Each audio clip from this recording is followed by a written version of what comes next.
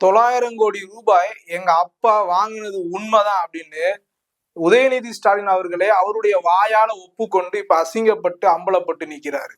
அதாவது திரு மார்டின் அவர்களிடமிருந்து கடந்த 2021 சட்டசபை தேர்தலின் போது 900 கோடி ரூபாய் திமுக குடும்பத்திற்கு தேர்தல் நிதியாக சென்றிருப்பது சட்டமன்றத்துல இப்ப திரு ஆதவ் அர்ஜுனா அவர்கள் கேள்வி எழுப்ப திரு உதயநிதி ஸ்டாலின் அவர்கள் பதில் சொல்ல கடைசியில இது மிகப்பெரிய விவாதமா மாறி இருக்கு.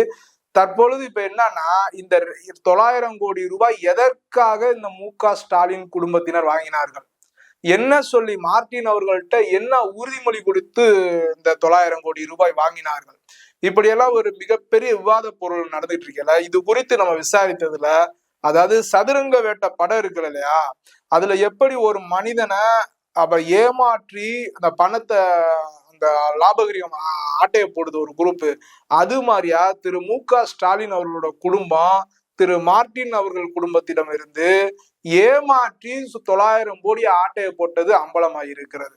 ஃபர்ஸ்ட் வந்து இந்த 2021 தேர்தல்ல திரு சபரீசன் அவர்களும் திரு ஆதவ் அர்ஜுனா அவர்களும் ஒன்றாக இணைந்து ஐபேக் நிறுவனம், அதாவது பிரசாந்த் கிஷோரோட ஐபேக் நிறுவனத்தோட இணைஞ்சு இவங்க எல்லாம் ஒர்க் பண்றாங்க. வரும் கடந்த 2021 சட்டசபை தேர்தலை எப்படியாவது திமுகவை ஆட்சிக்கு கொண்டு வந்தோம்ன்றது. அப்ப 2021 திமுக ஆட்சிக்கு வருவதற்கு முக்கிய பங்காற்றியதுல எப்படி பிரசாந்த் கிஷோர் ஒரு ரோலோ அது மாதிரியா திரு ஆதவ் அர்ஜுனாவும் ஒரு ரோல் பங்காற்றியிருக்காரு. அந்த காலகட்டத்துல என்ன இருக்குன்னா, தேர்தலுக்கு முன்பு இவங்கதான் ஒரு 10 வருஷமா ஆட்சியில இல்லை இல்லையா, அப்ப என்ன ஆச்சுன்னா 10 வருஷமா ஆட்சி இல்லைன்னா எந்த அளவு காஞ்சி போயிருந்திருப்பாங்க.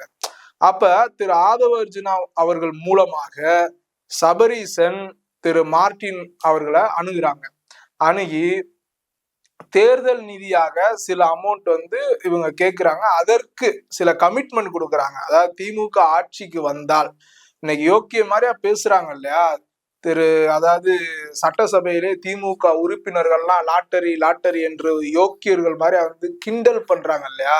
ஆனா திமுக 2021 ஆட்சிக்கு வருவதற்கு முன்பு திரு மார்டின் அவர்கள்ட்ட அந்த பணம் அவங்க கையில இருந்து பணம் வாங்குறதுக்கு முன்னாடி இதே இந்த திமுக தரப்புல அதாவது சபரீசன் திரு மு.க. ஸ்டாலின் அவர்கள் தரப்புல இருந்து அவங்களுக்கு கொடுத்த உத்தரவாதம் என்ன தெரியுமா, 2021 திமுக வெற்றி பெற்று ஆட்சி அமைத்தால் தமிழகத்தில் சட்டபூர்வமாக லாட்டரி விற்பதற்கு நாங்கள் அனுமதிப்போம் அப்படின்ற ஒரு கமிட்மெண்ட்டை வந்து திரு மார்டின் அவர்கள்ட்ட கொடுத்துருக்காங்க.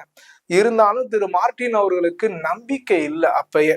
ஏன்னா ஏற்கனவே அவங்க தேர்தல் அதாவது கருணாநிதி காலத்துல இது மாதிரியா அவங்கனால சில விஷயங்கள் கமிட்மெண்ட் கொடுத்து செய்யாம இருக்கலாம். இருந்தாலும் சபரீசன் இவங்கெல்லாம் வந்து திரு மார்டின் அவர்கள்ட்ட உறுதியா ஒரு கமிட்மெண்ட் கொடுக்கும் போது 900 கோடி ரூபாய் தேர்தல் நிதியாக, அதாவது 500 கோடி வந்து இதுக்கு முன்னாடி வந்து திரு மார்டின் குடும்பத்தினரே சொல்லியிருந்தாங்க. ஆனா இப்ப சட்டசபையில பாத்தீங்கன்னா திரு ஆதவ் அர்ஜுனா என்ன சொல்றாங்கன்னா 900 கோடி ரூபாய் திமுகவிற்கு திரு மார்டின் அவர்கள் நிறுவனத்திலிருந்து கொடுக்கப்பட்டதுன்றாங்க. அப்ப வந்து அதை வந்து உதயநிதி ஸ்டாலின் அவர்களும் வந்து பாத்தீங்கன்னா இது மாமனார்கிட்ட கேளுன்றாங்க, அவர் வந்து உங்க அப்பா தானே வாங்கினாரு உங்க அப்பாட்ட கேளுங்கன்றாரு. அப்ப இந்த வாக்குவாதம் மூலமா என்ன ஆச்சுன்னா 900 கோடி ரூபாய் திரு மார்டின் அவர்கள் நிறுவனத்திலிருந்து மு.க. ஸ்டாலின் குடும்பத்தினர் வாங்கியிருக்கிறார்கள் என்பது உறுதியா இருக்கு. சரி, ஓகே, பணம் கைமாறி விட்டது, தேர்தல் முடிந்து விட்டது, வெற்றி பெற்றாச்சு. நீங்க காசு வாங்குறதுக்கு முன்னாடி என்ன சொன்னீங்க, தமிழ்நாடு முழுவதும் சட்டபூர்வமாக லாட்டரி விற்பனை கொண்டு வரும் வாய்மொழி உத்தரவா திரு மார்டின் அவர்கள்ட்ட நீங்க உத்தரவாதம் கொடுத்து அந்த பணத்தை வாங்கியிருக்கீங்க நிதியா. ஓகே, எலெக்ஷன் முடிஞ்சிருச்சு. இவங்க திரு மார்டின் அவர்கள் குடும்பத்தினர் அப்போது முதல்வராக இருந்த ஸ்டாலின் அவர்களை சந்திக்கிறாங்க. என்ன சார் ஆச்சு, கமிட்மெண்ட் கொடுத்தீங்கன்னா அவர் கண்டுகொள்ளாமே இருக்காரு. சபரீசன் அவர்கள் அணுகுறாங்க, அவர் கண்டுகொள்ளாமே இருக்காங்க. அதாவது அந்த பணத்தை வாங்குறதுக்காக திரு மார்டின் அவர்களிடமிருந்து அந்த பணத்தை ஆட்டைய போடுவதற்காக சில கமிட்மெண்ட்களை அள்ளி வீசி இருக்கிறார்கள். அப்ப வந்து ஒரு எலெக்ஷன் முடிஞ்சதுக்கு அப்புறம் இது வந்து நான் இப்ப சொல்ல போற விஷயம் வந்து நானா சொல்ல கிடையாது, திரு மார்டின் அவர்களுடைய பையன் காமராஜர் தொகுதியோட சட்டமன்ற உறுப்பினர் திரு ஜோஸ் சார்லஸ் மார்டின் அவர்களே ஒரு பேட்டியில குறிப்பிட்டு சொல்லியிருக்காங்க. அதாவது மு.க.ஸ்டாலின் தரப்புல இருந்து அந்த முதல்வர் திமுக ஆட்சி அமைந்த பின்னாடி மு.க.ஸ்டாலின் தரப்புல இருந்து திரு மார்ட்டின் அவர்களுக்கு என்ன சொல்லியிருக்காங்கன்னா, நாங்க வந்து சட்டபூர்வமா லாட்டரியை வந்து விற்பனை கொண்டு வர முடியாது, நீங்க வேணா தமிழ்நாட்டுல கள்ளத்தனமா வித்துக்கங்க, ஆட்சி நம்ம ஆட்சி தானே அப்படின்னு இருக்காங்க. எப்படி பாருங்க, ஆட்சியில இருந்துகிட்டு கள்ளத்தனமா வித்துக்குங்க. அதாவது எங்க போனாலும் இந்த திமுக அந்த திருட்டு கள்ளத்தனம் இதெல்லாம் வந்து அதாவது கைவிட்டு போகாது. இது வந்து அவங்க இதுல டிஎன்ஏல ஊறியது இல்லையா, திருட்டு ரயில் ஏறி வந்த குடும்பம் தானே. அப்ப என்ன இருக்குன்னா, திரு மார்ட்டின் அவர்கள் என்னுடைய தலைமுறை, எனக்கு பின்பாகவும் இருக்கட்டும், என்னுடைய குழந்தைகளா இருக்கட்டும், நாளைக்கு வழக்கு அந்த மாதிரியா பிரச்சனையில மாட்டக்கூடாது. சட்டபூர்வமாக நீங்க லாட்டரியை கொண்டு வந்தால் நாங்கள் அந்த தொழிலை இங்க சட்டபூர்வமாக அரசாங்கத்துக்கு வரி செலுத்தி நாங்க வந்து பண்றோம். இல்ல கள்ளத்தனமா நீங்க பண்ணுவோம்னு சொன்னா அந்த தொழில் எங்களுக்கு வேண்டாம், எங்களுடைய தொழில் ரொம்ப நேர்மையா இருக்கணும் அப்படின்னு சொல்லிட்டு அதை செய்யல.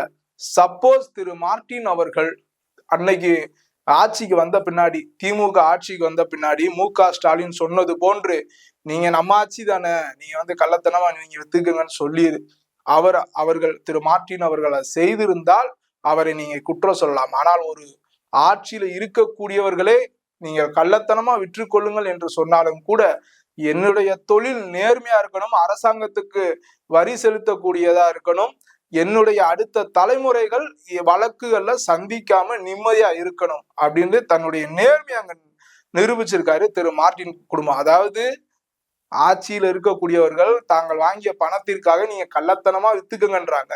இதே இடத்துல வேற யாரா இருந்தா கண்டிப்பா செஞ்சிருப்பாங்க, கள்ளத்தனமா வித்தா இன்னும் லாபம் அதிகமா கிடைக்கும். ஆனா திரு மார்ட்டின் அவர்கள் வேண்டாம் என்று மறுத்து இருக்கிறார். அப்ப வந்து என்னன்னா, காசை திரு மார்ட்டின் அவர்கள்ட்ட தேர்தல் நிதியாக பல கோடிகளை சுருட்டி கொண்ட இந்த மு.க.ஸ்டாலின் குடும்பத்தினர் சொன்னது போல செய்யவில்லை.